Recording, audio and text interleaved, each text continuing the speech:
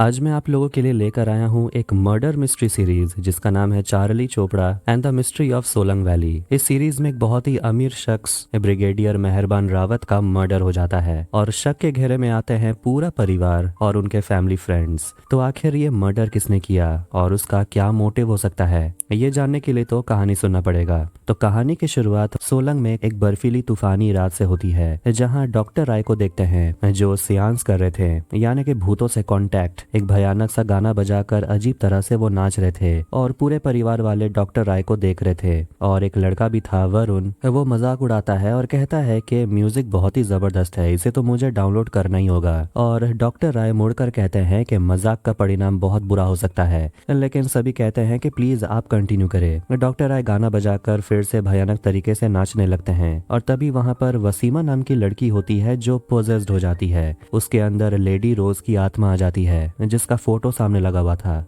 और डॉक्टर राय उसे पूछते हैं कि तुम क्या देख सकती हो। लेडी रोज कहती है कि मैं डेथ देख सकती हूँ। तभी एक फोटो गिर जाता है और डॉक्टर राय को लगता है कि ब्रिगेडियर रावत मर चुके हैं। फिर विलायत जो कि वसीमा की माँ है और मिस भरूचा वसीमा को संभालते हैं और ये सब तमाशा हो जाने के बाद वो ब्रिगेडियर रावत को कॉल लगाते हैं, लेकिन नेटवर्क सही नहीं होने के कारण कॉल नहीं लगता। वहाँ कर्नल होते हैं जो ब्रिगेडियर रावत के बहुत अच्छे दोस्त हैं। वो मनाली जाकर चेक करने का सोचते हैं कि ब्रिगेडियर रावत को हुआ क्या है, लेकिन मिस भरूचा कहती है कि ब्रिगेडियर इतनी जल्दी मरने वाला नहीं है, अभी जो कुछ भी हुआ वो सब बकवास था। ये सब डॉक्टर राय सुन लेते हैं और कहते हैं कि अपनी जुबान पर लगाम दीजिए। और कर्नल ब्रिगेडियर रावत के घर के लिए निकल जाता है। भले ही मौसम बहुत खराब है, विजिबिलिटी बहुत कम है, लेकिन किसी तरह वो ब्रिगेडियर रावत के घर पहुंच जाता है। और बाहर नौकर हनीफ खड़ा था जो कहता है कि 15 मिनट हो गया, कोई दरवाजा नहीं खोल रहा। कर्नल घबरा जाते हैं और दरवाजा तोड़ने की कोशिश करते हैं, लेकिन कोई फायदा नहीं होता। फिर वहाँ पुलिस को बुलाया जाता है और वो दरवाजा तोड़ते हैं और उन्हें अंदर ब्रिगेडियर रावत की डेड बॉडी मिलती है। तो आखिर ब्रिगेडियर रावत का लेडी रोज से क्या कनेक्शन है? क्या सच में मर्डर का भूत वूत से लेना देना है? ये तो आगे पता चलेगा। अब हम इस सीरीज के मेन कैरेक्टर चारुलता यानी कि चार्ली चोपड़ा से मिलते हैं और वो अपने दोस्त के शादी में आई होती है और वहाँ कुछ लड़कियां दूल्हे से जूते के बदले में 20,000 डिमांड करती हैं, जो कि बहुत ज्यादा है। इसीलिए चार्ली कहती है कि जूता मैं ढूंढ लेती हूँ, पैसे देने की जरूरत नहीं है, क्योंकि चार्ली की माँ बहुत अच्छी डिटेक्टिव हुआ करती थी और वो भी बहुत अच्छी डिटेक्टिव है। और वो आखिरकार बहुत ढूंढने के बाद उसे वॉशिंग मशीन के अंदर उसे जूते मिल जाते हैं जो वो दूल्हे को दे देती है। इसके बाद उसे कॉल आता है और उसे मर्डर के बारे में पता चलता है। वो भागते भागते मनाली पहुंचती है और अपने हस्बैंड जिमी की माँ यानी के जानकी से मिलती है। दोनों पुलिस स्टेशन जाते हैं। पता चलता है कि ब्रिगेडियर रावत के मर्डर में चार्ली के पति जिमी को अरेस्ट कर लिया गया है, क्योंकि जिमी के होटल का चाबी ब्रिगेडियर के घर पे मिला और एक चश्मदीद गवाह भी है। और उन्हें मर्डर सीन में मधु मिला था जो काफी अजीब था, और वो मधु चार्ली और जिमी के ऑर्गेनिक फार्म का था। चार्ली अंदर जाकर अपने होने वाले पति जिमी से मिलती है जो काफी रो रहा था और कहता है कि उसने ये मर्डर नहीं किया। चार्ली उसे पूछती है कि तुम्हें तो दिल्ली में होना चाहिए था, तुमने मुझसे झूठ क्यों बोला? तब जाकर वो बताता है कि तुम्हारे बर्थडे में मैं तुम्हें सरप्राइज देना चाहता था। कहता है कि मैं तुम्हारे लिए घर के पास वाला प्लॉट खरीदना चाहता था क्योंकि तुम ऑर्गेनिक प्लांट लगाना चाहती थी। उसी के लिए पैसे मैं मामा से मांगने गया था, मामा यानी के ब्रिगेडियर रावत। फिर हम उस दिन को देखते हैं जब जिमी अपने मामा ब्रिगेडियर रावत से मिलने के लिए आता है। दोनों बैठकर चेस खेल रहे थे और ब्रिगेडियर उसे कहता है आज रात वहीं रुक जाने के लिए क्योंकि बाहर बहुत बर्फ पड़ रही है। लेकिन जिमी कहता है कि मैं होटल में रुका हुआ हूँ क्योंकि मैं नहीं चाहता कि किसी को पता चले कि आज रात मैं यहाँ आया था। जब वो अपने मामा से पैसे मांगता है तो उसके मामा उसे देने से मना कर देते हैं। कहते हैं कि मुझे लगा था कि परिवार में तू ही एक है जिससे मेरे पैसे पर इंटरेस्ट नहीं है, लेकिन शायद मैं गलत था। इसलिए वो जिमी को वहां से जाने के लिए कहता है, लेकिन बाहर जाने के बाद वो वापस लौटता है अपना होटल का चाबी लेने के लिए जो वो घर के अंदर छोड़ गया, लेकिन कोई दरवाजा नहीं खोल रहा था। चार्ली पुलिस स्टेशन से निकलती है तो उसे मीडिया घेर लेती है और पूछने लगती है कि आखिर वो और जिम्मी किस तरह इस मर्डर से कनेक्टेड है। वो वहां से निकल के सीताराम नाम के आदमी से मिलती है और वहां चार्ली के बातों से पता चलता है कि उसकी और जिमी की सगाई मनाली में हुई थी और अब वो जिमी के साथ चंडीगढ़ में रहती है और जिमी के परिवार यहाँ मनाली में रहते हैं और वो अपने होने वाले हस्बैंड के साथ चंडीगढ़ में ऑर्गेनिक फार्मिंग करती है। वो लोकल लोकल फूड प्रोडक्ट बनाती है जैसे कि जैम, बटर, हनी, जो ब्रिगेडियर के घर पर भी मिला मर्डर सीन पर। वो भी चार्ली के फार्म का था। सीताराम कहता है कि मैं तो आपके प्रोडक्ट का बहुत बड़ा फैन हूँ। इसके बाद चार्ली चली आती है जिमी के घर पर और वहाँ वो अपनी सास जानकी से मिलती है और वहाँ उसका बेटा यानी कि जिमी का भाई वरुण डायलिसिस पे था और दोनों ये डिसाइड करते हैं कि वो जिमी को इस मर्डर से कैसे बचाएंगे। चार्ली उसे पूछती है कि तुम्हें कब पता चला ब्रिगेडियर के मर्डर के बारे में। वरुण कहता है सियांस में, जिससे चार्ली चौंक जाती है। फिर वहाँ पर सलोनी जो कि जिमी की बहन है, फिर जिमी का भाई बिल्लू और उसके जीजा जी मानस पहुंच जाते हैं। फिर पूरा परिवार बैठकर बात कर रहा था कि आखिर वो जिमी को कैसे बचाएंगे, लेकिन यहाँ मानस बात उठाता है ब्रिगेडियर रावत के विल के बारे में, जिस पर मानस की बीवी सलोनी कहती है कि तुझे तो बस हमेशा पैसों की पड़ी रहती है। मानस कहता है कि यहाँ पर सभी लोग विल के बारे में ही सोच रहे हैं। बिल्लू किसी से ठीक से बात नहीं करता, यहाँ तक कि वो वरुण से ये भी कह देता है कि तुझे किडनी की नहीं बल्कि ब्रेन ट्रांसप्लांट की जरूरत है। ये सुनकर वरुण गुस्से में उठकर वहाँ से चला जाता है। अब घर में कमरे की कमी होने के कारण चार्ली पास के एयरबीएनबी में चली जाती है सोने के लिए, जो मिस्टर एंड मिसेस नेगी चलाते हैं। जब चार्ली खिड़की बंद करने वाली थी तो मिसेस नेगी कहती है कि फायरप्लेस जल रहा हो तो खिड़की बंद नहीं करते वरना सारे ऑक्सीजन को वो खींच लेता है। अगली सुबह चार्ली को पता चलता है कि वो जिस सीताराम नाम के आदमी से मिली थी वो असली में न्यूज रिपोर्टर था और वो दोनों जब होटल में मिले थे तो सीताराम ने उसकी सारी बातें रिकॉर्ड कर ली थी जो वो टेलीकास्ट कर देता है। उसी सुबह एक लॉयर आकर ब्रिगेडियर रावत के विल को पढ़कर परिवार वालों को सुनाता है, जिसमें लिखा हुआ था कि वो अपने प्रॉपर्टी को इक्वल पार्ट्स में अपने भाई मोहन, अपनी भांजी सलोनी और भांजे जिमी और बल्लू में बांटना चाहता है और अपने नौकर हनीफ को भी साल में एक बार 60,000 देने की बात करता है। और सोलंग में एक रिजॉर्ट है जिसे संभालना अब पूरी तरह से कर्नल की जिम्मेदारी है। फिर वहाँ पर हाई कोर्ट के वकील मिस्टर गंगाराम के साथ एक औरत आती है और वो परिवार को एक लीगल नोटिस देती है और पता चलता है कि ये फिरंगी औरत का नाम है निकोल, जो असली में ब्रिगेडियर रावत की फियांसे है और 2 हफ्तों में उन दोनों की शादी होने वाली थी, इसलिए असली में ये सारा प्रॉपर्टी उसे मिलना चाहिए ना कि परिवार वालों को। और वो सभी को भेड़िया कहती है क्योंकि परिवार के सभी लोग प्रॉपर्टी के पीछे पड़े हैं। मानस निकोल से प्रूफ मांगता है उसके और ब्रिगेडियर के रिलेशनशिप का, जिस पर वो कहती है मेरे पेट में ब्रिगेडियर का बच्चा है। लॉयर गंगाराम सभी से कह देते हैं कि अगर आप लोग ब्रिगेडियर के एसेट को हथियाने की कोशिश करते हैं तो आप सभी पर कार्रवाई होगी। वो वहां से चले जाते हैं, लेकिन परिवार का जो लॉयर था वो बताता है कि हिंदू मैरिज एक्ट के तहत बिना शादी होने पर भी बच्चा अपने बाप की संपत्ति का उत्तराधिकारी होता है। फिर हम एक फ्लैशबैक देखते हैं जब पूरा परिवार मिलकर ब्रिगेडियर रावत का जन्मदिन सेलिब्रेट कर रहा था, लेकिन उस पार्टी में जिमी नहीं पहुंच पाता और वो वीडियो कॉल करके ब्रिगेडियर को ये बात बताता है कि वो नहीं आ सकता। चंडीगढ़ से ही जिमी और चार्ली अपने मामा को बर्थडे विश करते हैं। मेहरबान रावत का छोटा भाई मोहन अपने भैया को एक पेंटिंग गिफ्ट करता है। ये पुरानी पेंटिंग है जिसे रावत ने ही ड्राइंग किया था और वो भी सालों पहले, और सालों से ये रावत के बीवी के बक्से में पड़ा हुआ था और उसकी बीवी अब इस दुनिया में नहीं है। वो सब बातें कर रहे थे कि कैसे रावत के आसपास लड़कियां घूमते रहती हैं। तभी बर्थडे विश करने के लिए निकोल रावत को कॉल करती है, जिसे देखकर सभी दंग रह जाते हैं कि रावत का किसी से अफेयर चल रहा है। रावत सभी को बताते हैं कि ये उसकी फियांसे है और वो सभी से निकोल की बात करवाता है और निकोल पूरे परिवार वालों से कहती है कि आप लोगों को स्कॉटलैंड आना होगा शादी के लिए।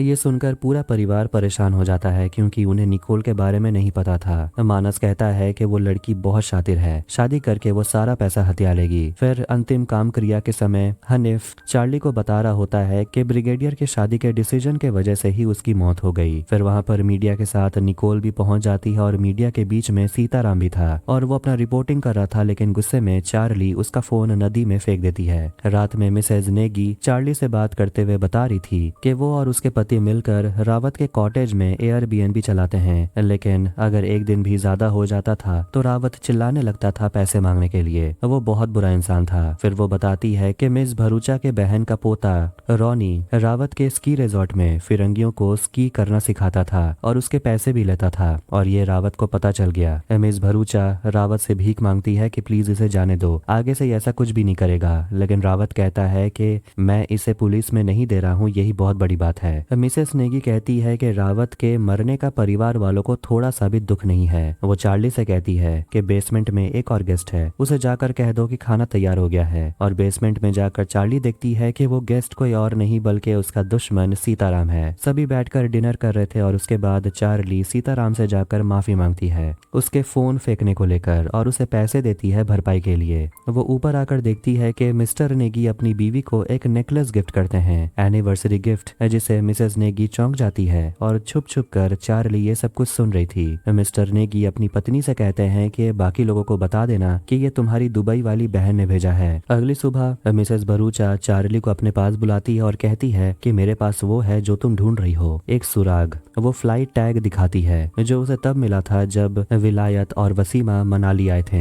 और उसी के लगेज में ये टैग लगा हुआ था जो गिर गया था और मिस भरूचा ने उठा लिया। ये टैग था लखनऊ से दिल्ली के फ्लाइट का और वो ये भी बताती है कि रावत 5 साल के लिए लखनऊ में पोस्टेड था और मिसेस भरूचा को लगता है कि वसीमा और रावत जुड़वा भाई बहन है। वो बताती है कि जब नेगी का एयरबीएनबी नहीं चलता था तो रावत बहुत खुश था, लेकिन जैसे ही नेशनल स्की चैंपियनशिप स्टार्ट हुआ तो नेगी का एयरबीएनबी का धंधा टेक ऑफ हुआ और रावत टेंशन में आ गया। फिर हम देखते हैं कि कैसे Rawat mister and Mrs Negi से कमाए हुए पैसे का 50% मांग लेता है, यानी कि 10 लाख के बदले में वो 5 लाख मांग लेता है ऐसे ही फ्री में। ये सुनकर मिस्टर एंड मिसेस नेगी बिल्कुल खुश नहीं थे और उनके पैसे देने का समय कत्ल वाली रात को खत्म होने वाला था। फिर वहाँ पर रॉनी आता है और अपनी दादी को चरस देता है, जिस पर मिस भरूचा चार्ली से कहती है कि मुझे आर्थराइटिस है इसलिए थोड़ा बहुत ले लेती हूँ तो दर्द कम हो जाता है। चार्ली पुलिस स्टेशन जाती है और कहती है कि जिमी के अलावा और भी बहुत लोग हैं जिनके पास रावत को मारने का मकसद था, जिस पर इंस्पेक्टर नारायण उसे फाइल दिखाते हैं और कहते हैं कि मानस चंडीगढ़ में था, सलोनी अपने बेकरी में थी, तो वहीं मोहन आर्मी क्लब में था और बाकी का पूरा परिवार सोलंग में क्राइम सीन से 2.5 घंटे दूर डॉक्टर राय के घर डिनर करने के लिए गए थे। और कहता है कि घर पर जो शहद का बोतल मिला उस पर जिमी का फिंगरप्रिंट था। हनीफ पुलिस स्टेशन आता है बताने के लिए कि रावत का एक जूता गायब है, मौत वाले दिन से उसने खुद ही पॉलिश किया था। चार्ली ये बात सुन लेती है और इंस्पेक्टर नारायण उसे पूछते हैं कि जूता कैसा दिखता था। हनीफ कहता है बिल्कुल आपके जैसा।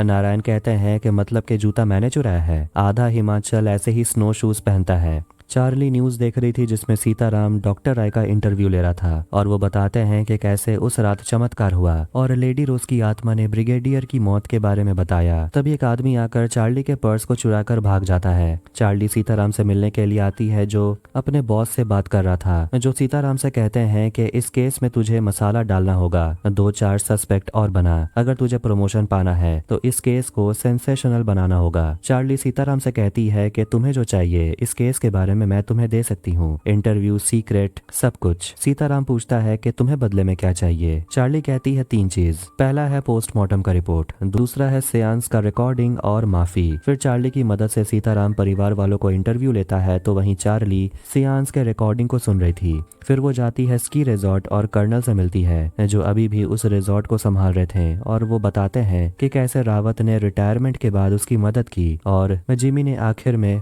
रावत को मार डाला। चार्ली समझाने की कोशिश करती है कि जिमी ने उन्हें नहीं मारा, बस गलत समय में वो गलत जगह पर था। फिर वहाँ पर निकोल आती है जो अपने स्कीज को लेकर चली जाती है स्कीइंग करने के लिए और चार्ली कर्नल से पूछती है क्या आपको भूतों पर यकीन है। कर्नल कहते हैं कि मुझे इतना यकीन है कि रावत को प्लान बनाकर मारा गया है। तभी निकोल के साथ हादसा हो जाता है और दोनों भागते हुए जाकर देखते हैं कि निकोल मर गई है, उसके सिर में चोट लग गया था और बहुत खून बह गया है। चार्ली स्कीज को चेक करती है और उसे खुले हुए पुर्जे मिलते हैं, यानी कि किसी ने निकोल को मारा है। हादसे की तहकीकात करने के लिए वहां पुलिस पहुंच जाती है और उन्हें लगता है कि ये बस एक्सीडेंट था, लेकिन चार्ली कहने लगती है कि ये एक मर्डर है और वो कहती है कि निकोल एक प्रोफेशनल स्कीयर थी तो उससे ऐसे स्लोप से गिर जाना इसका कोई मतलब नहीं बनता और ये कोई दुर्घटना नहीं है। वो कहती है कि स्कीयर का पेंच खुल गया था, ऐसे में तो कोई भी गिर जाता और ऐसे में सवाल ये है कि किसी ने जानबूझकर निकी को मारा या इसके पीछे कोई कारण हो सकता है। वो वापस घर जाकर सीताराम से बात कर रही थी और वो काफी उदास बैठी होती है क्योंकि अब आगे कुछ समझ नहीं आ रहा कि क्या करना है, क्योंकि उसके पास कोई सबूत है ही नहीं कि ये हादसा नहीं था, मर्डर था। फिर वो वापस से मर्डर केस के बारे में बात करने लगती है कि आखिर ब्रिगेडियर रावत को किसने मारा होगा और मोटिव क्या हो सकता है और उसे लगता है कि मोटिव सबका एक ही है और वो है पैसा।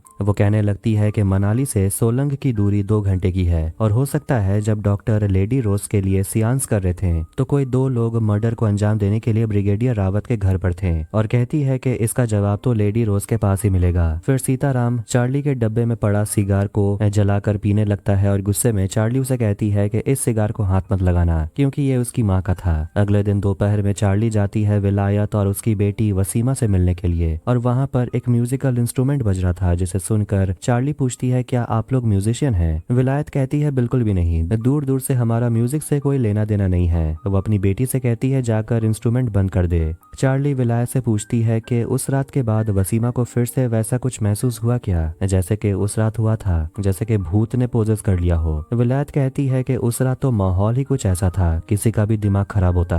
वो चार्ली से कहती है कबाब चखने के लिए, और उसे कबाब बहुत पसंद आता है। वो पूछने लगती है कि आप लोग लखनऊ से यहाँ क्यों आए? वसीमा आकर कहती है कि हम लोग तो कभी लखनऊ गए ही नहीं। विलायत कहती है हम लोग यहाँ है क्योंकि वसीमा का जन्म यहीं हुआ था। फिर वहाँ कर्नल आते हैं और वो वसीमा को महीने भर का दवाई देते हैं। बाहर जाकर चार्ली कर्नल से बात करती है और पूछती है कि आमतौर पर मनाली से सोलन आने में कितना समय लगता है, और उस रात कितना समय लगा था, जिस पर कर्नल कहते हैं कि ऐसा लग रहा था कि जैसे यह रास्ता कभी खत्म ही नहीं होगा। चार्ली दोबारा विलायत के घर के अंदर जाती है और दरवाजा चुपके से खोलकर दवाई के प्रिस्क्रिप्शन का फोटो ले लेती है, और अंदर कमरे से विलायत के चिल्लाने की आवाज आ रही थी। वो अपने बेटी पर चिल्ला रही थी और कहती है कि कहने की क्या जरूरत थी कि हम लखनऊ से नहीं हैं। वो जिमी की मंगेतर है, वो यहाँ पर सुराग ढूंढने के लिए आई है। फिर चार्ली से गलती से कुछ टकरा जाता है और आवाज सुनकर विलायत और वसीमा बाहर आ जाते हैं। चार्ली कहती है कि मैं चाबी भूल गई थी। फिर वो वहां से चली जाती है। सीताराम मानस के बारे में इन्वेस्टिगेशन कर रहा था, तो इस बीच सीताराम और चार्ली रात के समय ठंड में विलायत के घर के बाहर बैठे होते हैं ताकि उन्हें कुछ भी सबूत मिल जाए, और वो अंदर से वसीमा के गाने की आवाज को सुन पा रहे थे। विलायत अपनी बेटी को गाना गाना सिखा रही थी। फिर चार्ली जंगल के बीच में एक परछाई को देखती है और वो डर के मारे वहां से भाग जाती है, और सीताराम भी चार्ली चार्ली चिल्लाते हुए वहां से भाग जाता है,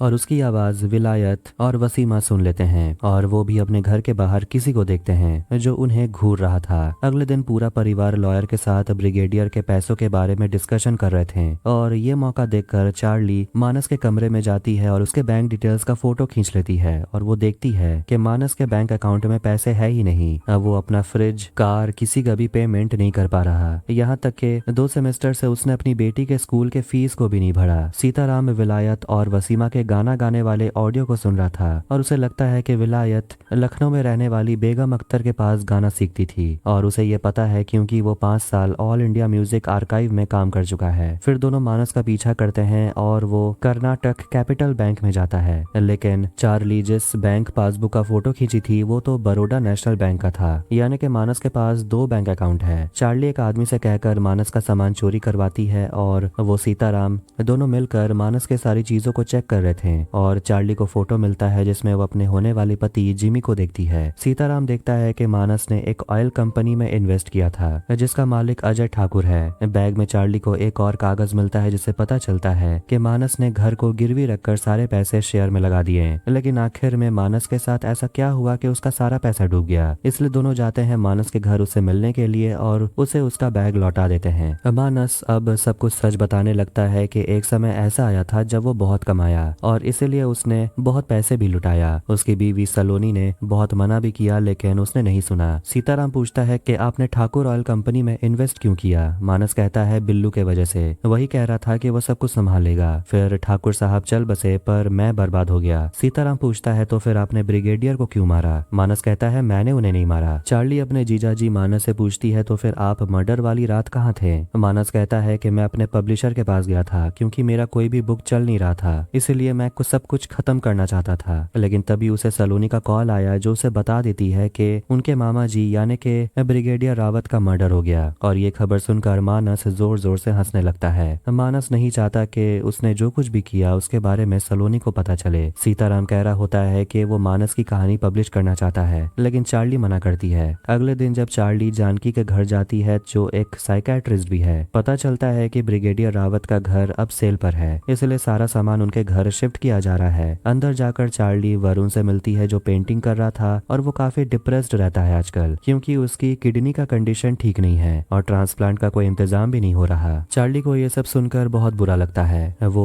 वरुण के पापा मोहन से बात करती है जो बता रहे होते हैं कि वरुण ब्रिगेडियर के बहुत करीब था और ब्रिगेडियर के ही वजह से वरुण आर्मी में जाना चाहता था। फिर उसके साथ एक हादसा हुआ जिसके चलते उसके किडनी में कमजोरी आ गई। हफ्ते में 3 बार उसे डायलिसिस करने की जरूरत पड़ती है। फिर वो दोनों उस मर्डर मिस्ट्री फिल्म के बारे में बात करने लगते हैं जो उस रात पूरा परिवार देख रहा था जब ब्रिगेडियर का मर्डर हुआ। मोहन कहता है मुझे बिल्कुल भी नहीं लग रहा था कि प्रेम चोपड़ा मर्डरर हो सकता है, जिस पर चार्ली समझ जाती है कि मोहन ने उस रात पूरी फिल्म नहीं देखी क्योंकि असली मर्डरर तो प्रेम नाथ था। उसके बाद अब वो मोहन का पीछा करने लगती है क्योंकि उसे अब मोहन पर शक हो रहा था और उसके पीछे पीछे वो जाती और पहुंचती एक घर जहां वो मोहन और उसकी पत्नी जानकी को देखती है जो गांजा बना रहे थे और ये देखकर चार्ली शॉक्ड हो जाती है। फिर हम फ्लैशबैक में देखते हैं जब चार्ली पहली बार जिमी से मिली थी। वो एक रेस्टोरेंट में काम करती थी और वहाँ जिमी आता है और वो इसी बात को लेकर बहुत परेशान था कि कल उसका बिजनेस मीटिंग है लेकिन प्रेजेंटेशन अभी भी तैयार नहीं हुआ और वो सोचता है कि कौन उसके बिजनेस में इन्वेस्ट करेगा। चार्ली उसे संभालती है और कहती है कि मैं करूंगी। ये सुनकर जिमी उसे अपना पिच देने लगता है और कहता है कि उसका बिजनेस असली में एग्रीकल्चर के ऊपर बेस्ड है और वो जैम, पीनट बटर ये सब बनाने का काम करते हैं। ये कहते कहते वो बहुत नर्वस हो जाता है और चार्ली जिमी के क्यूटनेस में घायल हो जाती है और ये जानकर भी वो खुश होती है कि जिमी की कोई गर्लफ्रेंड नहीं है। वो जिमी को समझाती है कि लोग बिजनेस में नहीं बल्कि लोगों में इन्वेस्ट करते हैं। फिर वो जिमी के साथ फ्लर्ट करने लगती है। तो वहीं प्रेजेंट में जिमी अपने घर जा रही थी, तभी वो मिस भरूचा के कमरे के अंदर किसी की परछाई को देखती है और वो सोचने लगती है कि मिस भरूचा चल कैसे सकती है, वो तो व्हीलचेयर पे घूमती है। अगली सुबह चार्ली मिस भरूचा के घर जाती है और वहाँ उसे रॉनी मिलता है। चार्ली उसे ड्रग्स मांगती है जो रॉनी मिस भरूचा के पर्स से निकालकर उसे दे देता है। चार्ली घर के बाहर से मिस भरूचा के बेडरूम में नजर रख रही थी और वो ये देखकर चौंक जाती है कि मिस भरूचा अपने पैरों पर खड़ी हो सकती है। अब ये सब देखकर मिस भरूचा चार्ली को बता रही होती है कि वो कभी शादी नहीं की क्योंकि वो किसी के साथ रहना नहीं चाहती थी, वो इंडिपेंडेंट रहना चाहती थी। लेकिन जब बुढ़ापा आया तो बुढ़ापे के साथ हर दिन नई बीमारी आते गई और खर्च करने के लिए पैसे भी नहीं थे, इसीलिए उसे याद आया इंश्योरेंस के बारे में और वो अपना झूठा एक्सीडेंट प्लान करती है ताकि उसे इंश्योरेंस के पैसे मिल सके। चार्ली मिस भरूचा से कहती है कि आपने जो किया वो फ्रॉड है। मिस भरूचा कहती है कि रॉनी के पैसों से तो मेरे चरस का भी इंतजाम नहीं होता और तुम क्या मुझे इस उम्र में जेल भेजना चाहती हो। तभी वहाँ पर रॉनी आता है और वो चार्ली को न्यूज दिखाता है जिसमें सीताराम मानस के सस्पेक्ट होने की खबर को कवर कर रहा था। ये देखकर चार्ली नाराज हो जाती है और तुरंत मानस की पत्नी सलोनी से मिलने जाती है जो बिल्कुल टूट चुकी थी और पूरा परिवार चार्ली पर इल्जाम लगा रहा था कि उसी के वजह से ये खबर बाहर आई है क्योंकि चार्ली अपने होने वाले पति जिमी को बचाना चाहती थी। चार्ली सीताराम पर बहुत गुस्सा थी और वो अपना सामान पैक कर रही थी वो यहाँ से जाने के लिए, लेकिन सीताराम उसे समझाता है कि मुझे ये करना पड़ा नहीं तो इंस्पेक्टर जिमी को सूली पर चढ़ा देता और उसने ये सब किया चार्ली के वजह से और चार्ली बहुत ज्यादा नाराज है। इसीलिए सीताराम कहता है कि तुम्हें जाने की जरूरत नहीं है, मैं ही यहाँ से चला जाता हूँ। अगले दिन पुलिस स्टेशन में पूरा परिवार को बुलाया जाता है और इंस्पेक्टर नारायण उन सभी से कहते हैं कि ऊपर से ऑर्डर आया है कि आप सभी की गहराई से जांच पड़ताल होनी चाहिए। अगले दिन ये खबर दिखाई जाती है कि मर्डरर जिमी को उसकी सीक्रेट लवर ब्लैकमेल कर रही थी और उसे पैसों की जरूरत थी ताकि वो अपने ब्लैकमेलर को पैसे दे पाए। एक वीडियो क्लिप भी वायरल हुआ है और ये सब कुछ देखकर पूरा परिवार हिल जाता है, खासकर चार्ली। वो तो बिल्कुल टूट गई थी अपने होने वाले पति को इस सिचुएशन में देखकर। गुस्से में आकर वो अपने बाल काट लेती है और अपने घर पटियाला वापस चली जाती है और वहाँ वो अपनी मरी हुई माँ से फोन पर ऐसे ही बात कर रही थी ताकि उसका दिल हल्का हो जाए। वो कह रही थी कि जिमी ने मर्डर नहीं किया लेकिन उसे फांसी जरूर होनी चाहिए। इसके बाद चार्ली अपने जैसे तैसे कटे हुए बाल को अच्छे से काटती है और अपने घर के बाहर कुछ लड़कों को देखती है जो दूसरे घर में झांक रहे थे। ये देखकर उसे कुछ समझ आता है। वो तुरंत मनाली जाती है और पुलिस स्टेशन जाकर जिमी से मिलती है। उसे पूछती है कि तुम्हें कैसे पता कि जब तुम मामा ब्रिगेडियर रावत के घर गए थे तो घर के अंदर कोई था। जिमी कहता है कि मैंने उसे देखा था, वो पीप होल से झांक रहा था लेकिन पोस्टमार्टम के हिसाब से उनके मरे हुए 1 घंटा हो चुका था। तो फिर अंदर कौन था? ऑब्वियसली वो हत्यारा था जिसने जिमी को वहां देखकर जिमी को फंसाने का सोचा। वहां से निकल के चार्ली पहुंचती है ब्रिगेडियर रावत के घर ताकि उसे कुछ सुराग मिल सके कि आखिर उस रात रावत के घर पे कौन था। तभी वो किसी के आने की आवाज को सुनती है और बिल्लू को देखकर वो छुप जाती है जो घर में 2 क्लाइंट्स को लेकर आता है घर दिखाने के लिए। चार्ली कर्नल से मिलने पहुंचती है और उनसे पूछती है कि आपको ऐसा लगता है कि उस रात मर्डर के समय ब्रिगेडियर के घर पर कोई और भी था।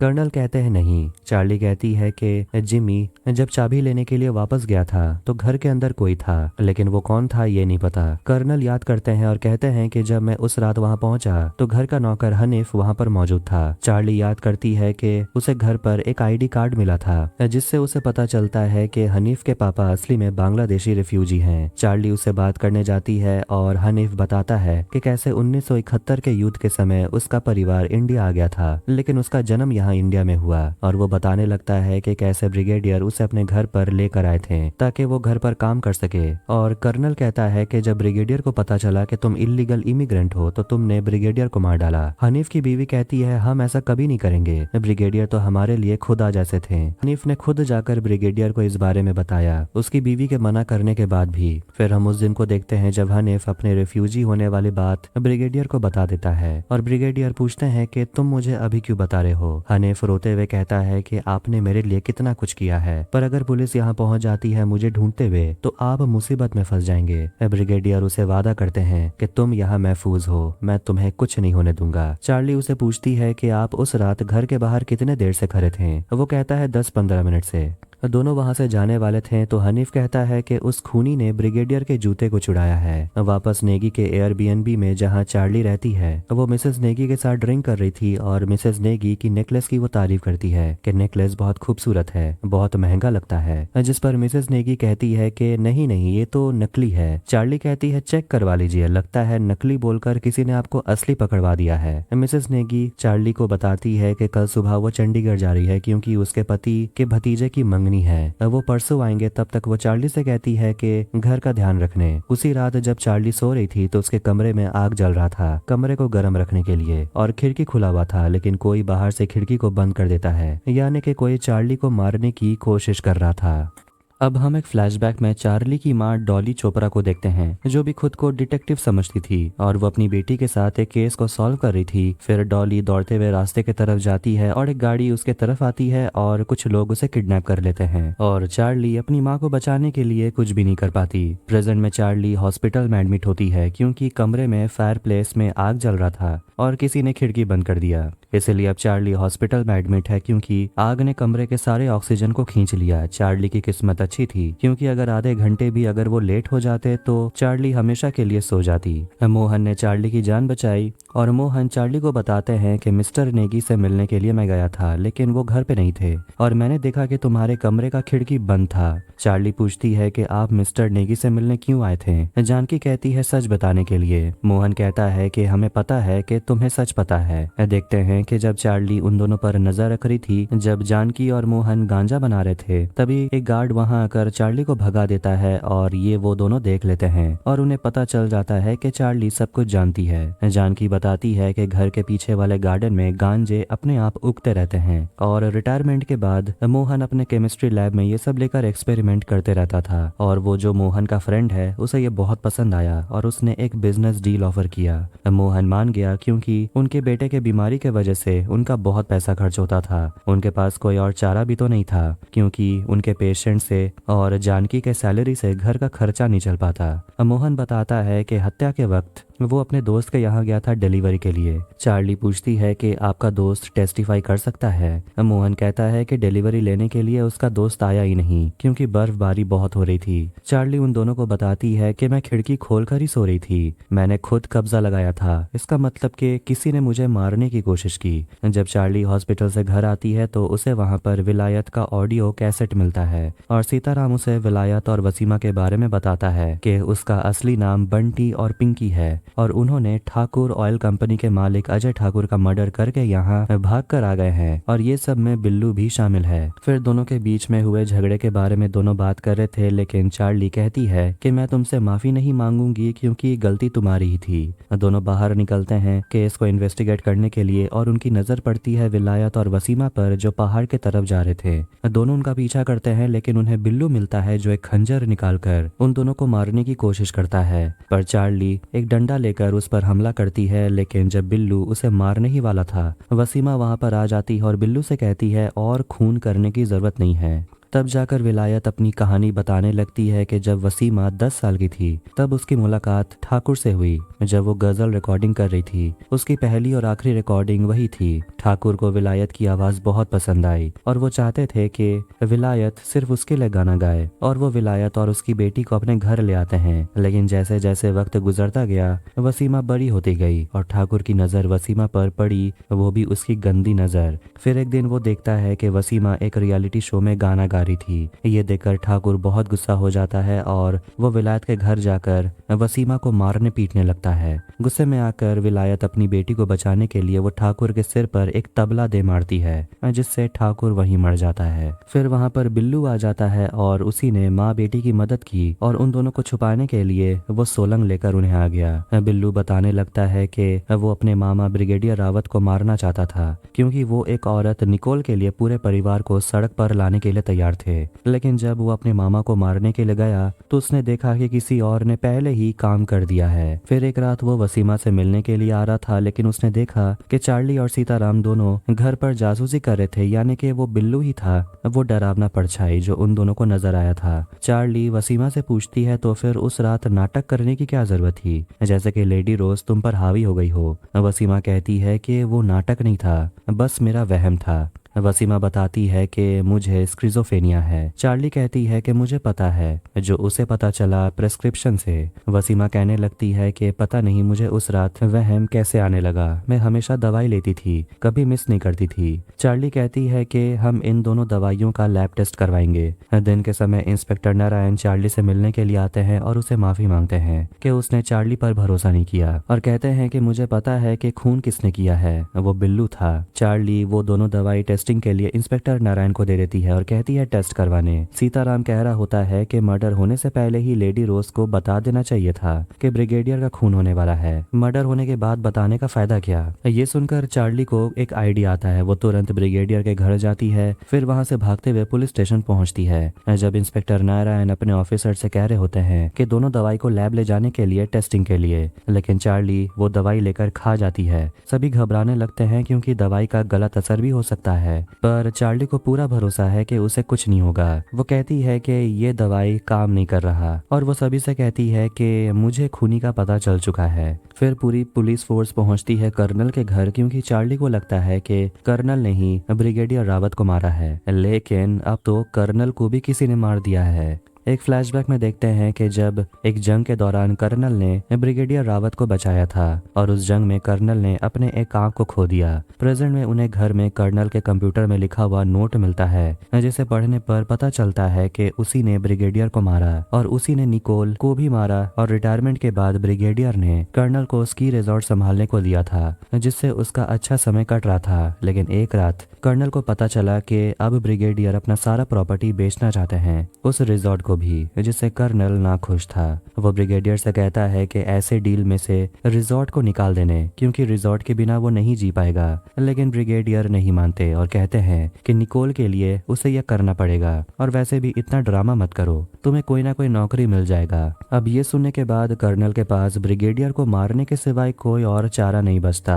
उसी ने वसीमा के दवाई से छेड़छाड़ की, जिस वजह से डिनर के दौरान जब सियांस चल रहा था तो वसीमा लेडी रोज से पॉजेस्ड हो जाती है, पर वो सिर्फ एक हेलुसिनेशन था क्योंकि तब दवाई का असर उस पर हो ही नहीं रहा था। उसके बाद कर्नल स्कीइंग करके मनाली पहुंच जाता है, वो भी आधे घंटे के अंदर, जबकि नॉर्मली 2 घंटा लगता है। अब कर्नल ब्रिगेडियर रावत के घर पहुंचकर दोनों शराब पीने लगते हैं और कर्नल बताने लगता है कि डॉक्टर राय सियांस कर रहे थे और लेडी रोज ने बताया कि आज आप रात में मर जाएंगे, जिस पर ब्रिगेडियर हंसने लगता है। कर्नल कहता है कि सारी दुनिया के लिए तो आप मर चुके हो। जिसके बाद वो जिमी और चार्ली के बगीचे वाला शहद का बोतल ब्रिगेडियर के सिर पर फोड़ देता है और टूटे हुए बोतल से उसे मार डालता है। फिर वो अपना जूता बदल लेता है और ब्रिगेडियर का जूता पहन लेता है और इसीलिए चार्ली गई थी ब्रिगेडियर के घर से जूते को ढूंढने के लिए। वो हनीफ के आने का इंतजार कर रहा था, लेकिन वहां पर जिमी आ जाता है अपना चाबी लेने के लिए और कर्नल पीप होल से उसी को देख रहा था, पर वो दरवाजा नहीं खोलता, इसलिए जिमी वहां से चला जाता है। थोड़ी देर के बाद वहां पर हनीफ आता है और कर्नल नाटक करने लगता है कि जैसे वो भी वहां अभी आया आया हो और उसे पता ही नहीं है कि ब्रिगेडियर के साथ हुआ क्या। फैमिली लॉयर ब्रिगेडियर के विल को पढ़कर बता रहे थे कि रिजॉर्ट कर्नल के नाम किया जाता है, लेकिन निकोल आकर उसका सपना छीन लेती है और इसीलिए कर्नल ने निकोल को भी मार डाला। चार्ली समझ गई थी कि ये एक मर्डर है, लेकिन शुक्र है कि पुलिस ने उसकी बात को नहीं माना। लेकिन हनीफ जाकर पुलिस को बताने लगता है कि ब्रिगेडियर का जूता गायब है। कर्नल को लग रहा था कि चार्ली पता कर लेगी कि असली कातिल कौन है और इसीलिए कर्नल को लगने लगा कि चार्ली को भी रास्ते से हटाना जरूरी है, इसलिए उसने चार्ली को मारने की कोशिश की, लेकिन वो बच निकली। कर्नल को लगने लगा कि उसका बचना अब नामुमकिन है, इसलिए कर्नल ने खुद को मार डाला। और प्रेस कॉन्फ्रेंस में इंस्पेक्टर नारायण ये सब कुछ बता रहे होते हैं और कहते हैं कि अब जिमी को रिहा कर दिया गया है। चार्ली सियांस वाले रिकॉर्डिंग को सुन रही थी और कहती है कि हत्यारे का हत्यारा अभी भी खुला घूम रहा है और उसे लगता है कि कर्नल के लिखे हुए नोट से किसी ने छेड़छाड़ की है। लेकिन सीताराम कह रहा होता है कि केस बंद हो गया है और तुम थोड़ा रिलैक्स करो, लेकिन चार्ली शांति से बैठने वालों में से नहीं है। फिर वहाँ पर जिमी आता है और सीताराम वहाँ से जाने वाला था, लेकिन चार्ली उसे कहती है यहीं रुकने। जिमी कहता है कि जानकी के घर में आज रात डिनर होने वाला है और तुम्हें आना होगा क्योंकि तुमसे सब माफी मांगना चाहते हैं। चार्ली उसे पूछती है कि तुम्हारा वीडियो लीक किसने किया, क्या ये माया ने किया था, जिस पर जिमी चौंक जाता है कि चार्ली को कैसे पता। वो कहने लगता है कि ये वीडियो माया ने ही लीक किया क्योंकि वो मुझे ब्लैकमेल कर रही थी। चार्ली को लगता है कि जिमी कुछ तो छुपा रहा है। इसके बाद वो दोनों वरुण से मिलते हैं और पता चलता है कि जिमी के अरेस्ट होने के बाद माया ने उसे जिमी वाला सेक्स वीडियो भेजा था ब्लैकमेल करने के लिए और बदले में वरुण ने उसे कुछ पैसे भी दिए। वरुण ने उसे कहा था कि इंश्योरेंस के पैसे मिलने के बाद वो कुछ और पैसे भिजवा देगा, लेकिन माया नहीं मानी और उसने वीडियो को लीक कर दिया। अब आखिरकार रात में जानकी के घर में डिनर पार्टी रखाया जाता है और सभी चार्ली के लिए ताली बजाते हैं और उसे माफी भी मांगते हैं। कहते हैं कि उनकी वजह से पूरा परिवार बच गया, परिवार की इज्जत बच गई। चार्ली कहती है कि मुझे इस बात का दुख है कि कर्नल को वो नहीं बचा पाई। मिस भरूचा कहती है कि उसका बचना नामुमकिन था, वो तो खुद दुनिया को छोड़कर जाना चाहता था। चार्ली कहती है कि इसका भी मर्डर हुआ है, हत्यारे का भी हत्यारा है और वो आजाद है, वो भी इसी कमरे में मौजूद है। लेकिन चार्ली को नहीं पता वो कौन है, लेकिन वो कहती है कि लेडी रोज को इसका पता जरूर होगा। विलायत घबराने लगती है कि फिर से कहीं उसकी बेटी को हेलुसिनेशंस ना होने लगे, लेकिन वसीमा कहती है कि अगर खूनी को पकड़ना है तो मैं साथ जरूर दूंगी। डॉक्टर रॉय सेआंस शुरू करते हैं और वसीमा देखते देखते पॉजेस्ड हो जाती है। चार्ली जानकी के तरफ देख रही थी तो वहीं विलायत अपनी बेटी के लिए बहुत ज्यादा चिंता कर रही थी और वो जानकी से कहती है प्लीज मेरी बेटी को बचाइए वरना वो मर जाएगी। जानकी एक सीटी बजाती है जिससे वसीमा बिल्कुल नॉर्मल हो जाती है। मिस भरूचा जानकी से पूछती है कि ये तुमने कैसे किया। चार्ली कहती है कि इसे हिप्नोटिक ट्रिगर कहते हैं। साइकोलॉजिस्ट अक्सर ट्रीटमेंट के दौरान इसका इस्तेमाल करते हैं। इसका इस्तेमाल करके वो पेशेंट के मन में भ्रम पैदा करते हैं, यानी कि जानकी ने ही कर्नल को मारा है। चार्ली कहती है क्योंकि जानकी को लगा कि कर्नल उसका सपना तोड़ने वाला है। कर्नल को लगा कि स्की बूट एटिक से वो हटा देता है तो वो बच जाएगा, लेकिन जानकी को पहले से ही पता था कि वैसे भी चार्ली कर्नल तक पहुंच जाएगी।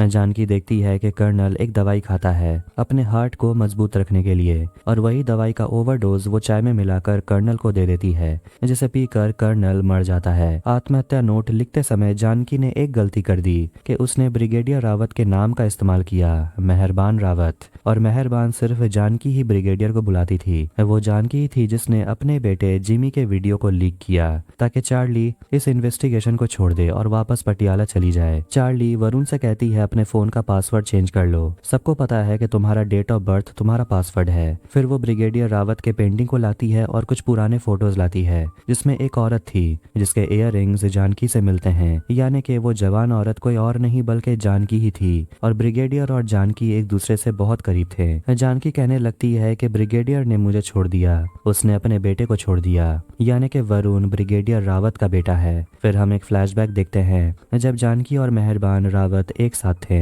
मेहरबान अपना पूरा समय पेंटिंग करते हुए बिताता है। जानकी वरुण के साथ प्रेग्नेंट हो जाती है, लेकिन मेहरबान कहता है कि पेंटिंग से उनका खर्चा नहीं उठाया जा सकता, इसलिए जानकी को एबॉर्शन कराना होगा। लेकिन जानकी अपने बच्चे को गंवाना नहीं चाहती थी, इसलिए वो मेहरबान के छोटे भाई मोहन से शादी कर लेती है। ये सब सुनने के बाद सभी शौक में थे। उसके बाद दिन से मेहरबान पेंटिंग करना छोड़ देता है क्योंकि वो इस बात को सहन नहीं कर पा रहा था कि जानकी उसके छोटे भाई के साथ शादी कर चुकी है। जब मेहरबान ने आर्मी ज्वाइन की तब जानकी को लगा कि वो आजाद हो गई है, लेकिन वो गलत थी क्योंकि आखिरकार वरुण ने भी आर्मी ज्वाइन करने की ठान ली। फिर एक्सीडेंट हुआ जिससे जीवन भर वरुण को जूझना पड़ेगा। ना चाहते हुए भी जानकी को दोबारा मेहरबान के सामने झुकना पड़ा पैसों के लिए। मेहरबान पैसे ऐसे देता था जैसे कि जानकी को वो भीख दे रहा हो, अपने बेटे को जिंदा रखकर मेहरबान को एहसान कर रहा हो। जानकी एक दिन रावत से मिलने जाती है तो वो देखती है कि उसने दोबारा से पेंटिंग करना शुरू कर दिया है और उसने निकोल के पेंटिंग को बनाया है। जानकी मेहरबान से पैसे मांगती है क्योंकि उसे अपने बेटे के लिए डोनर मिल गया है इस्तांबुल में और उसे 1 करोड़ की जरूरत है। ब्रिगेडियर पैसे देने से पहले कहता है कि मुझे निकोल से बात करना होगा। जानकी बहुत गुस्सा हो जाती है कि उसके बेटे की जिंदगी का डिसीजन ये तुम्हारी 20 साल की लड़की लेगी। ब्रिगेडियर रावत पत्थर दिल की तरह कहता है कि वरुण को जन्म देने का डिसीजन तुम्हारा था, मेरा नहीं। वो जानकी को इतना तक कह देता है कि अगर उस दिन तुमने मेरी बात मान ली होती तो आज तुम कटोरा लेकर मेरे सामने खड़ी नहीं होती। ये सुनकर जानकी रोने लगती है। जानकी को किसी भी तरह वरुण को बचाना था। फिर एक दिन काउंसलिंग के लिए उसके पास कर्नल आता है। वो काफी डिप्रेस था क्योंकि रिजॉर्ट के बिना वो नहीं रह सकता, उसे जिंदा रहने का मन नहीं कर रहा था। इसके बाद वो दोनों एक प्लान बनाते हैं और जानकी वसीमा को काउंसलिंग देती है और उसके दिमाग पर वो हावी हो जाती है। वो सीटी बजाकर उसे कंट्रोल कर सकती थी। ऐसे ही जानकी सियांस के दौरान वसीमा को कंट्रोल कर लेती है सीटी बजाकर और ब्रिगेडियर के फोटो को गिरा देती है, जिसे देखकर डॉक्टर रॉय को लगता है कि ब्रिगेडियर की जान खतरे में है। जानकी कहती है कि मैंने जो भी किया अपने बच्चे को जिंदा रखने के लिए किया, अपने परिवार के लिए मैंने ये सब किया और इस वजह से जिसे जो भी तकलीफ हुई है उसके लिए वो माफी मांगती है। फिर वहाँ पर इंस्पेक्टर नारायण आते हैं और वो बताते हैं कि कर्नल की मौत दवाई के ओवरडोज की वजह से हुई। ये बताने का फायदा नहीं क्योंकि ये सबको पता है इंस्पेक्टर नारायण इतना लेट क्यों होता है। अब ये केस क्लोज हो चुका है क्योंकि पुलिस को भी यही लगता है कि कर्नल ने खुद की जान ले ली और उसी ने ब्रिगेडियर को मारा था। इतने सारे खुलासों के बाद चार्ली और सीताराम बाहर मिलते हैं और चार्ली बताती है कि वो यहाँ से दूर अपने डर को ढूंढने के लिए जाने वाली है। सीताराम उसे पूछता है कि तुम मुझे भूल तो नहीं जाओगी। चार्ली कहती है कि तुम तो नेशनल टीवी पर आते हो, तुम्हें कैसे भूलूंगी। सीताराम चार्ली को दिखाता है न्यूज़पेपर में वो न्यूज पब्लिश हुआ है कि चार्ली ने एक मर्डर केस को सॉल्व किया और लिखा हुआ था कि detective is born. Charlie Solang छोड़कर हमेशा के लिए जा रही थी, लेकिन केबल कार से वो नीचे जंगल में लेडी रोज को देखती है और उसे लेडी रोज की भयानक आवाज सुनाई दे रही थी जो कहती है कि अपने राज को कब तक दबा के रखोगी, तुम्हारी माँ अभी भी जिंदा है, अपने अंदर झांक कर देखो। ये सुनकर चार्ली बहुत ज्यादा डरने लगती है और सोचने लगती है कि उसकी माँ जिंदा है और इसी के साथ ये सीरीज यहीं खत्म हो जाती है। अगर आपको ये वीडियो पसंद आया तो वीडियो को लाइक करें, चैनल को सब्सक्राइब करें। मिलते हैं नेक्स्ट वीडियो में। Take care.